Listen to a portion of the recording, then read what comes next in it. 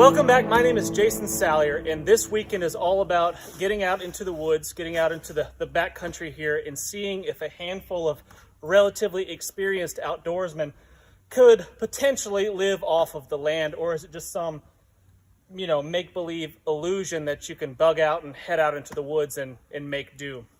If we should need it, I have a first aid kit. This is pretty comprehensive, and it is going to be in the very top of my pack. So if we should need a first aid kit for whatever it may be, it's going to be right here. I have a GPS right here. It's off right now, but I'm going to turn it on. And it has an SOS button here on the side. All you do is pull off the cover, hold down the SOS button, and it'll tell you what to do. Pretty much it prompts you. So the idea is to kind of work together, right, to gather foodstuffs. We all kind of have an element of the stew pot, right? But whatever we can gather, whatever we can kill, we're going to add to that stew pot for the group, for the well-being of everybody. And if we can get enough stuff to, fill our bellies, awesome. If not, we've learned something. Maybe we come away out of the woods with a little bit more knowledge of what we didn't know coming in. It's going to be about 4 to 5 miles we're going to walk, and then we'll find ourselves basically a base camp to set up. And whatever shelters you guys have, we get that stuff set up, arranged, and then we'll hunt this evening probably, as long as we make it there before it gets too dark. A little bit late start today, but if we can get that set up and do a little bit of hunting this evening, we'll have something to chow on this evening. If not, that's okay too.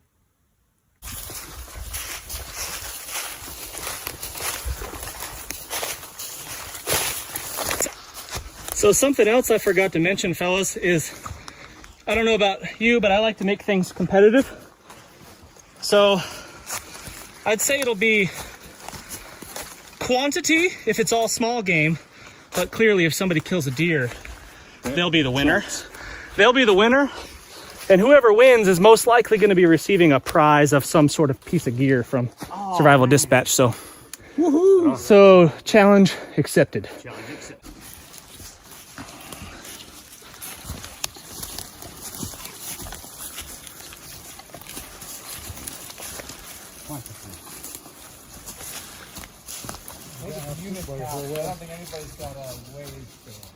So as we're moving, something that I like to do is collect my fire materials as I go, my tinder sources, because if you wait until you get to your camp, chances are there'll be nothing there, or at least it'll be harder to find. So OJ here is collecting. What are you collecting, OJ? I'm getting some poplar bark. Some tulip poplar bark, nice fuzzy blondish color, and it is about the best tinder in these parts that I've ever found. Rough that up in your hands a little bit for me and show me what it looks like.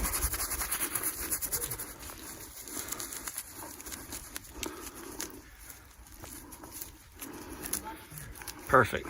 And now, that may be a little bit damp. Does it feel damp in your hands? Yeah, it feels damp. Yeah. But what he's probably going to do, if I know him, he's probably going to put it in his pocket. And by the time we get to our camp, his body heat, as long as he doesn't sweat on it, I guess, his body heat will dry it out enough to be viable tinder by the time we get to our camp. The general direction is going to be about 210 or so, 210 degrees. Heading this way, we're going to head into a little hollow. And it'll follow a little water course down. It's called the South Fork of the Jacks River. We'll have to cross one road at the bottom, and then we'll kind of veer a little bit to probably 240 degrees, 250 degrees, and hit into a place called the Holler. So from here to there, it's probably no more than 1.5 miles or 2. It's not bad. So I'm into body hardening, so I'm gonna follow real close to you and let that next branch smack me right in the eye. It's like a workout. yeah. You know? Look up in my face.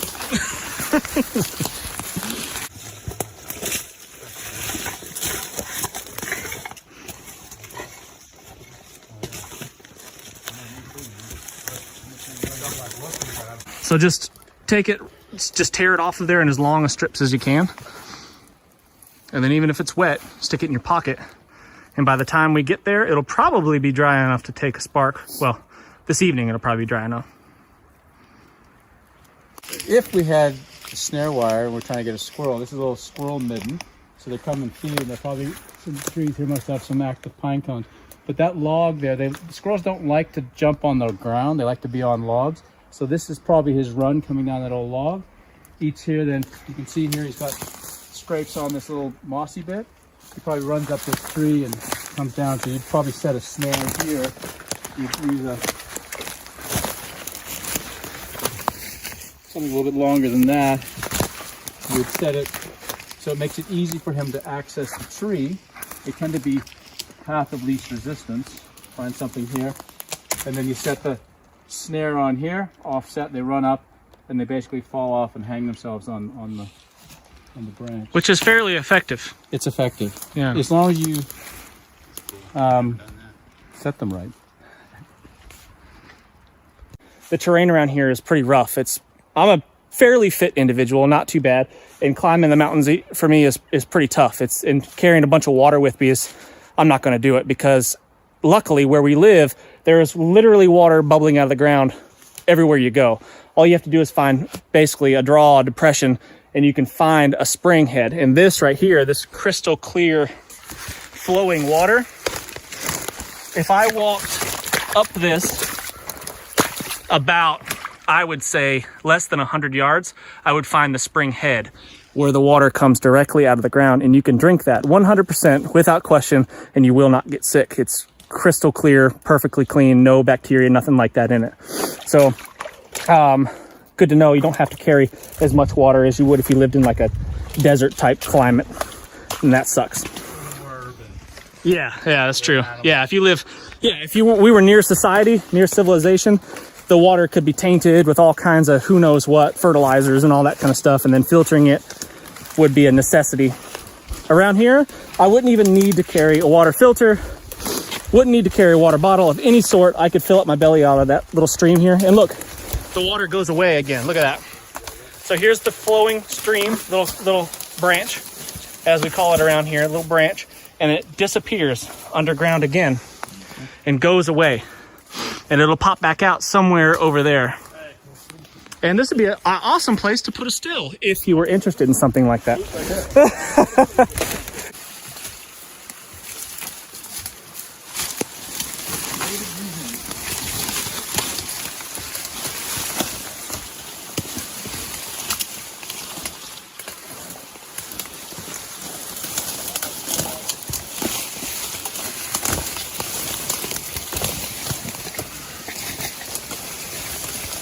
We're pretty close to where I think we're gonna make our base camp, and we've got some awesome pig sign in here, so that might be on the menu.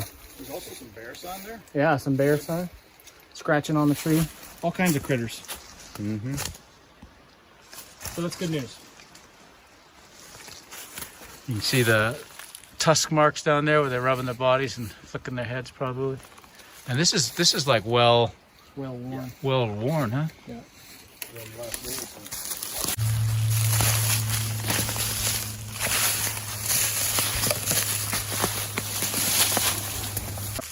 So I think we're gonna call this base camp because it's as good as any. We've got lots of kindling ready to go. Decent amount of clearing considering where we are. There's not gonna be any clear spots, but we don't need a lot of room. So I think this is gonna be base camp. So we'll get set up, get our hooches all ready to roll, and then we'll spread out a little bit this evening for a little bit of a hunt. See if we can find something for the stew pot. Typically the problem with sleeping bags and hammocks is that you're laying on the fill material.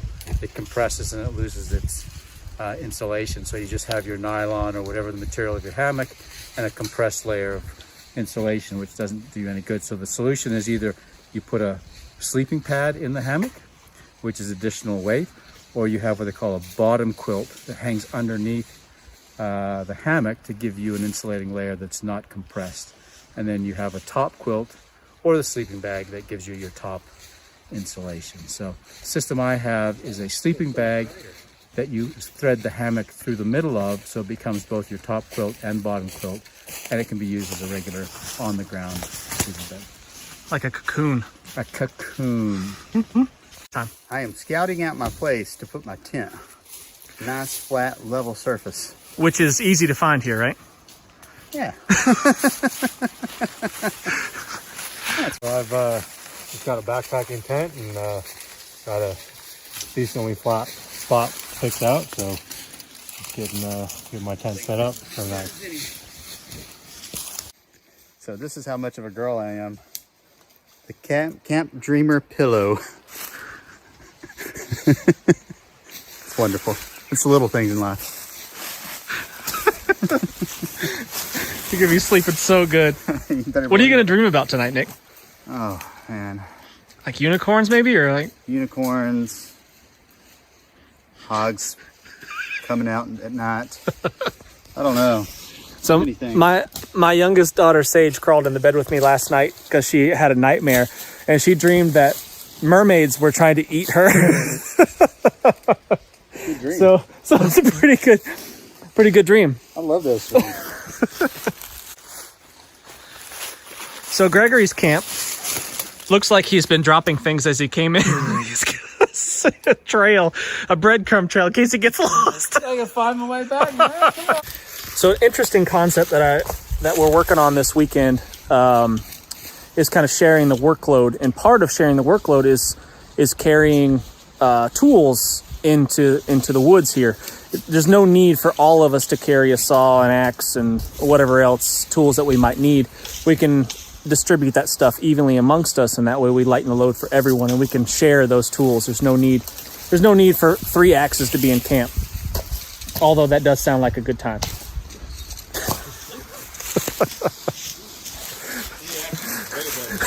That's right. Everybody knows that. Unless we're talking about guns. Right. There's no such thing as too many guns. Sleep the best, so I just like to walk around through the woods, you know. You don't sleep well at night at home, or you just don't sleep well at night in the woods? In general. Oh, okay. Yeah. Because I've been camping with this big guy behind me before, and he is a bit restless in the evening. He'll probably be up poking the fire at night. Yeah. which is fine. Just don't sleep. Yeah. Nick has a steady diet of caffeine coursing through his veins at all times. I like Red Bull. I like it.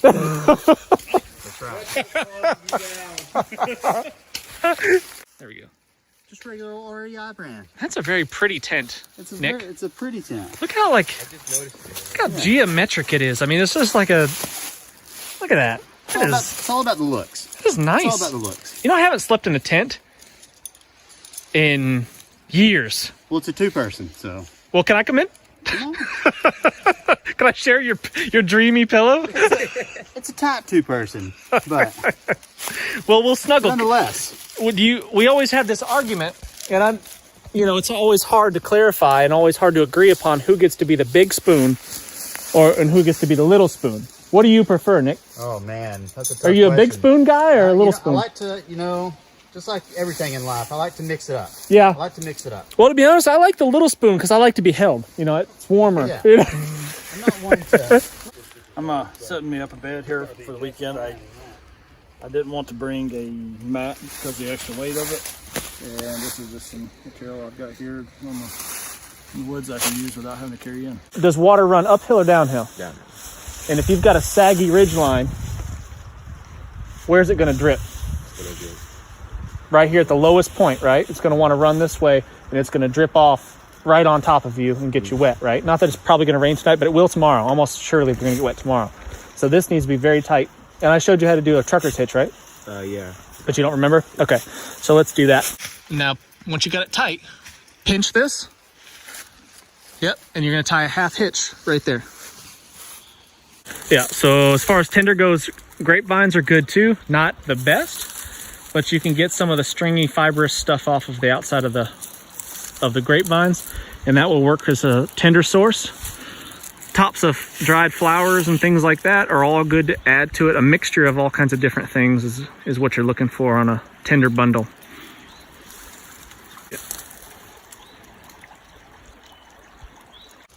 Favorite piece of gear, made with love from my friends. Local Georgia boy, Ledford Foundries, makes the knife. He makes anything you want, so I designed the shape. What's unique about this one is it is a Asian bevel. So if you look on this side, there is no bevel. It's a completely flat piece of steel. So it's a single edge, which means it's either a right-hand knife or a left-hand knife. This is a right-hand knife, so no good for you, Jason. But what it's simple about it is it's only one single bevel to sharpen, whether it's on a stone, and it keeps a very good edge. The Kydex sheath that the cameraman made for me. And what's great about it, first of all, it fits beautifully. And then the inevitable, you don't want to take everything else off your belt. So this one, it's, what is it? A tech lock. Tech lock. And so you can actually insert it onto your belt where you want it, take it off without having to take off your belt and your holster and everything else you got. One of the advantages of the single bevel is that it's got a very abrupt edge. So when you take something like this, as long as you get it on the flat side, it just goes right through. As opposed to a 45 bevel, it has to take, basically that wedge comes out, and this is a straight edge with a single bevel, so it catches and it cuts very easily. Would you say it's due to science that makes it cut so well? You know, it's definitely science. Can you make one for this now? I can do anything. I want one Listen, next there's to this. something. Nick and I go way back, right? So we're buddies from college, right? We've known each other a long time when we've been recently reunited, and it's I'd say it's been pretty great so far. Yeah. But what Nick doesn't know is that apparently he's forgotten. There's nothing that I can't do. Okay, you need to know that. I'm starting to remember. It's all coming back. So this is Jason's kind of finished up hooch.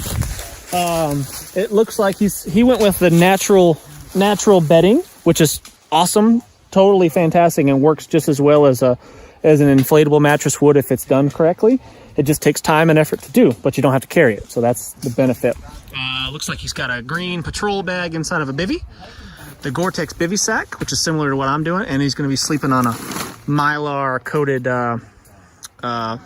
what do you call this? Casually. Grabber blanket, yeah. Green on one side and Mylar on the other, so that should keep him nice and cozy. Oh yeah. Is that good? Oh yeah, I'm up on the ground a bunch. Toasty. Yeah, so with that mattress that he's made, I don't know if you can tell on the camera, but he is, I don't know, I would say 6-8 inches off of the ground because of that mattress that he's done, and because he used those bigger sticks at the initial stage of the build. Those sticks are never going to compress down. He'll never, ever touch the ground. And he's got the soft boughs to lay on the white pine boughs. And he should be nice and cozy and warm. Oh yes. That's right. Mini hands. Look how tidy all that is. It looks so good. And these guys know what they're doing. See, here's what's happening. They've set up a nice base of dry kindling on the bottom, so the fire's not getting started on the wet, cold ground, which is good. They've got a really good pile of smalls here, really teeny tiny dry kindling that I'm guessing they plucked off of this eastern hemlock here. And then we've got some little bit bigger kindling, and then some larger fuels, and then we've got some mucho grande fuels, and we'll start gathering some more of that. Since it is getting a little bit later in the day, I say at least 2 of us should head off and try to kill something, if you guys think that's a good idea. 2 of us head off into the woods and see if we can get some meat for the stew pot tonight, and then the rest of us can gather up some firewood that'll probably last us the whole weekend, and then we'll go, the rest of us can go hunt. Does that make sense? Does that sound like a plan? So Chris has never used a ferro rod before. I mean, he might have struck it a couple times, but he's never actually started a fire, right? With a ferro rod, so okay. There's ways to cheat with a ferro rod, if you want to call it cheating. Making it easier, doing the smart thing is to bring some like cotton and Vaseline tinder ready to go, good stuff, like this.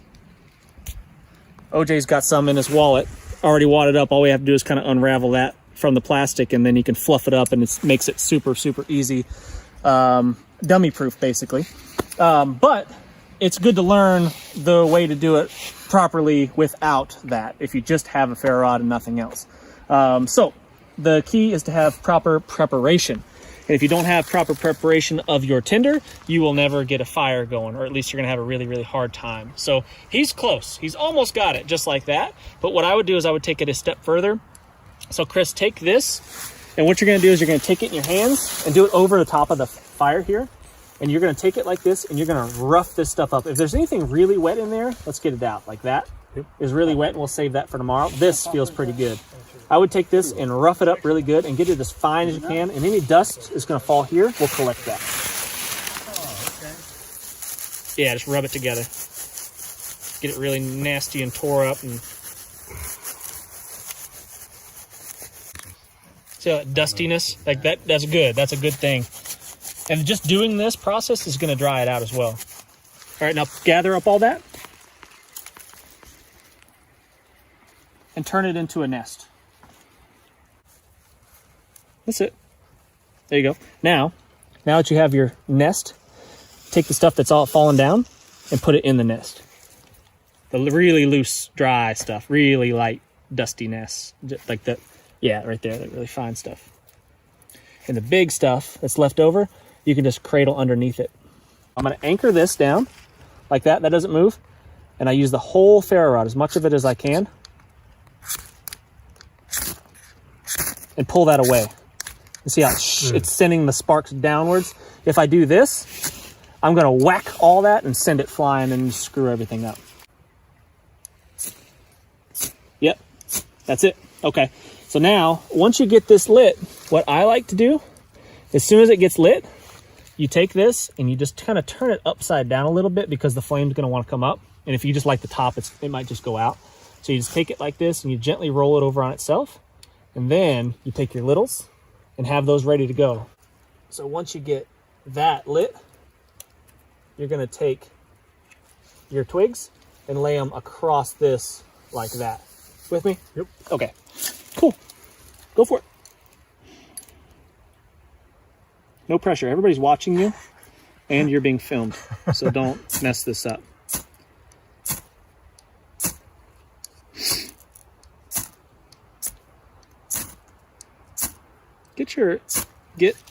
Get in there on it. You anchor it, put this hand down on top of it, basically. Yeah, right there. Yeah. There you go. Turn it upside down. Gently, take your time, don't rush. Turn it upside down and put it against your log. There you go. Take your time, take your sticks and slowly start bringing them there. Put them on top. Just lay them on there, gently. Yep. Grab another handful. Put it on top.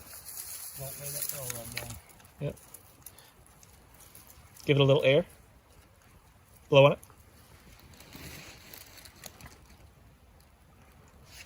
Blow under it. Put some more sticks on it. Blow on it.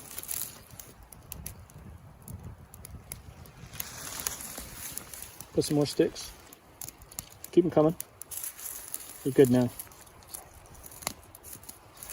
There you go. Put them all on there. There you go.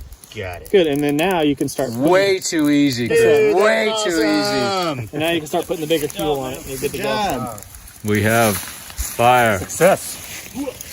Apples. The old apple tree. Make some applesauce to go with a squirrel tonight. Nice. That's Or a good. maybe roast pig with some apple. What a score! I bet they're super Clean 'em sour. up. Oh, they'll be sour, but Let's try one.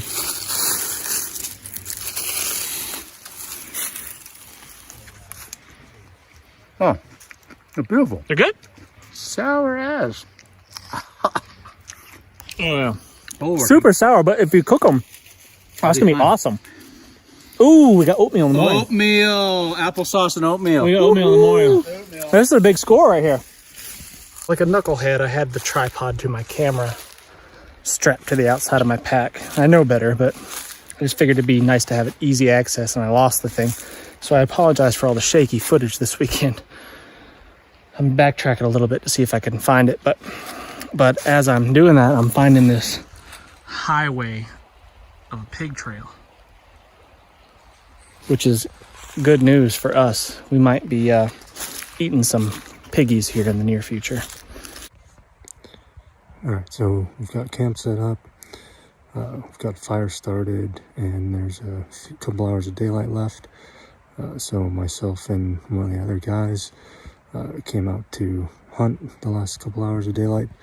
I have chosen to bring my 30-06.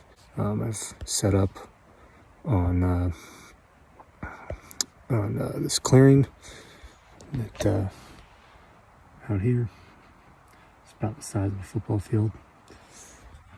I'm hoping something will come up out of the bottom there on the far side.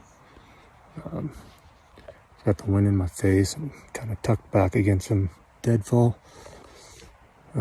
So hopefully something will work out tonight. Keep you posted. Try to stay on top as long as you can, and I'm using my whole hand. You see that? And that means I'm getting a lot of revolutions, a lot of RPMs, and I don't even start going down the spindle until I see some smoke. And I'm thinking that I'm probably not going to see smoke because I think that this wood is too hard. That's the hemlock, and I've never tried hemlock before, but I don't think it feels too hard. But it's still good to practice the technique on this stuff.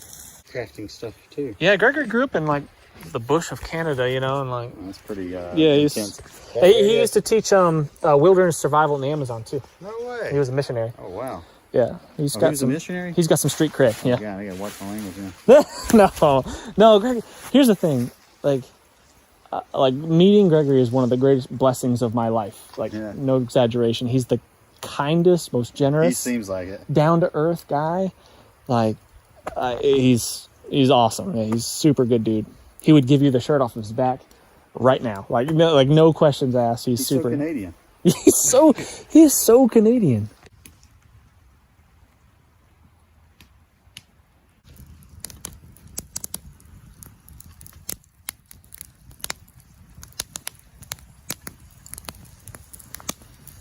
Hi guys, I'm just trying to set up for the evening hunt.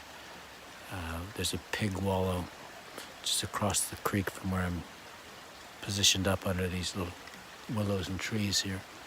And I'm hoping that as the sun gets close to setting, they'll come in here for a drink or a little bit of a run in the mud, and I can pick a pig up pretty close range with the 22.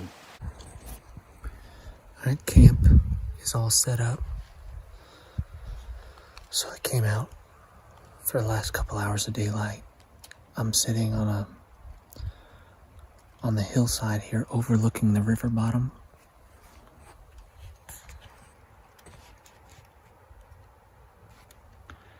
And there's a game trail running right down through there.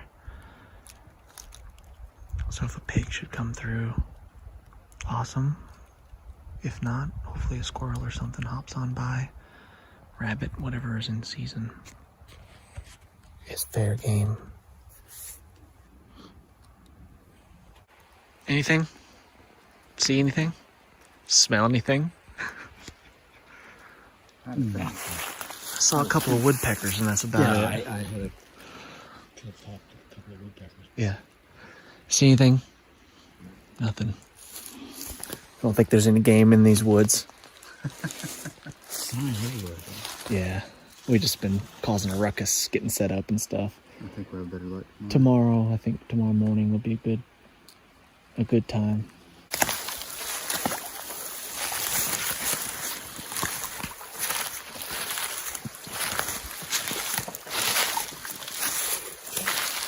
No meat going in the pot tonight, but we do have some lentils, some rice, some dried veggies and whatnot, and we'll have ourselves at least something hot to put in the belly. Tomorrow is going to be more promising, I think. Yep. High hopes? I hope so. I don't know, it's going to rain, so we'll see. It is going to rain. Yeah, there's that.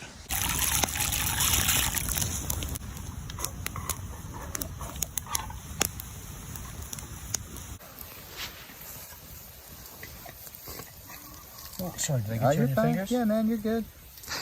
No, don't worry about it. Only toughens me up. Nick likes that kind of stuff. Good.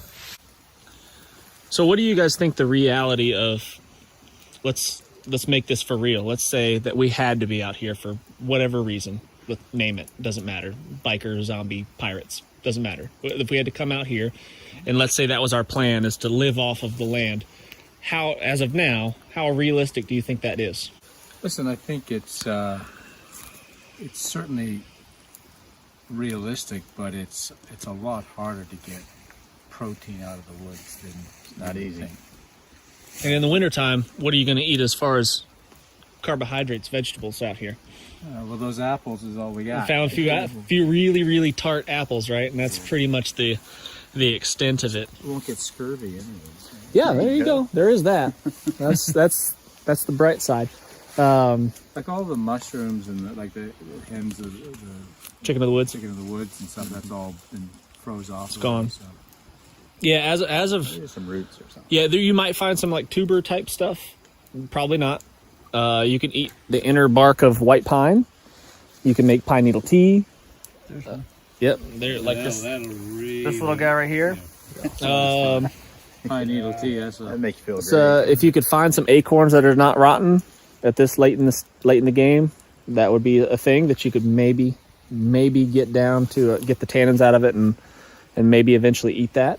Yeah, but as far as that goes, that's pretty much the limit of what we can do as far as plants, and that's it's almost nothing. You could have a crack in the river if you're trying to take I did see a undersized crawfish. fish. Yeah, and that's another good point. So we are following all of the laws. We're abiding by all the hunting regulations, if possible, if that's even possible to follow all of the laws. It's very complex and easy to break them, but we're trying to abide by all the laws, and that's why we're not even attempting any fishing, because we would need to catch an 18-inch trout out of this small stream to be legal. We wouldn't be able to keep it if anything under 18 inches, and that's just not going to happen. There may be a 6-incher, something like that, but that's pretty much it. So that's why we're not fishing. But if legality wasn't an issue, we would catch and shoot and eat pretty much everything that we saw moving. But even with that said, it's some hungry times if we had to do this for real. Yeah, better to take rations. Take some chow. Should have listened to that guy that told me to take the MREs. That's right.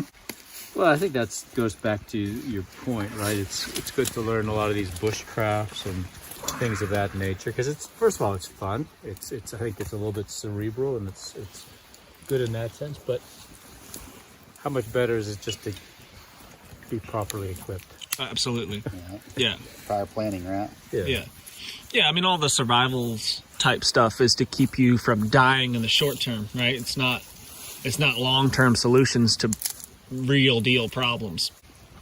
But like I was saying before, I know for a fact, at least for me, I've got about 2 weeks that I could spend out here living like this before I get so calorie deficient that I just can't do the daily tasks anymore, like gathering the firewood and just whatever the chores may be. Just going down to the creek to get your water and boil it and get all that stuff squared away, like that just becomes such a ginormous mountain of a task when you haven't eaten really anything. And you got about 2 weeks to figure that out. And that's kind of my window. I know that. Some guys could go longer maybe and still be functional, but not a lot longer. Being productive and starving to death. Really different things. Yeah. Being functional and able to go do the daily things takes about calories. 6 hours, and then I just get really cranky. grumpy. Yeah, you get grumpy and need a nap. I enjoy doing this stuff. I don't know why. Why do I enjoy doing this? I enjoy being outside. I enjoy the outdoors, and I love hunting and fishing and camping and practicing survival skills and things. But putting my finger on exactly why I like doing it, I'm not sure. It feels like I need to do this type of thing. I don't know. It's hard to describe it because it's uncomfortable, right? I mean, you're a little bit cold, you're a little bit wet sometimes, you're hungry, you're tired, but it just seems like something that's part of me. And Yeah, I think we're born to do that. yeah, to struggle and endure a little bit, right? Not sit at an office typing on a computer. No. That's a bummer. Yeah.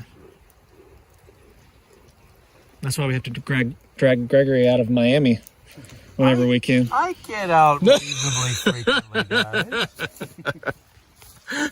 No country bumpkin like you folks. Careful, your carpal tunnel from typing so much will flare up. Take it easy. We don't want that to happen. Put up with you again? So just like we divvied up tools. We divvied up rations as well. So one guy was responsible for rice, one guy was responsible for vegetables, one guy was responsible for lentils. Gregory was responsible for the most important ingredient of the whole adventure, and that's the coffee. And Pretty Joe Coffee. Pretty Joe Coffee. And he did not fail us. He came through.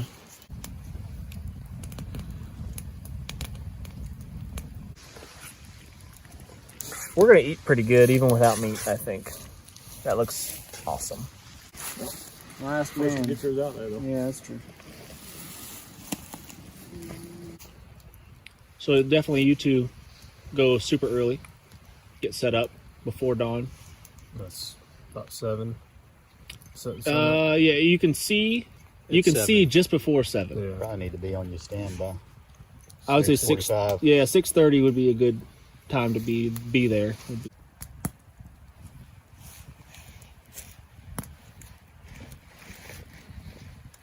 Spider there. Yeah, I could see his eyes from way back there. His tiny little eyes glowing. Mm-hmm. So we're gonna do a little night hunt. I'm just gonna take a walk over to the to a clearing and see what we can see. If we see any eye shine that looks edible, we'll shoot it. That's right. That's right. That's exactly right. All right, so I've got eye shine right. Can you see where the center of my light is? See that tree? Mm-hmm. Right at the base of it. There's a critter right there. That's where I saw it go. Yeah, you're pointing your gun right at it. Right where it was, anyway. Might have a little den or burrow right there. No, I saw an eye shine. What? Sorry, I'm blinding you. Oh, that's it. I saw an eye shine, and then I saw it blink. So I was like, oh, that's definitely something. Then I saw it hop. So I think it was a rabbit. So here's what I think we should do, guys. I think we should hit the field and just make a circle, nice and slow, with white light, and just look for shine. Off the perimeter of it. Yeah, just look for shine. If you see shine, figure out what it is. So getting out at night is a pretty cool experience. Most people don't ever do. That's because it's scary. Can't see anything. But if you go out at night, you can see all kinds of critters and look for their eye shines. In the summertime, I like to do a lot of frog gigging, and it's a blast because not only hunting the frogs is fun, but you can see owls, other birds, possums, raccoons. I saw a mink once when I was frog gigging. All kinds of cool stuff comes out at night that you would ordinarily miss.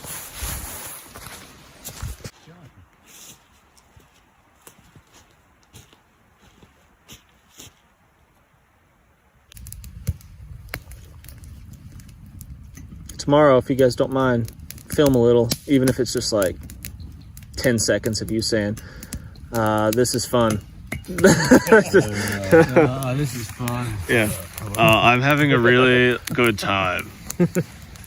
Bye.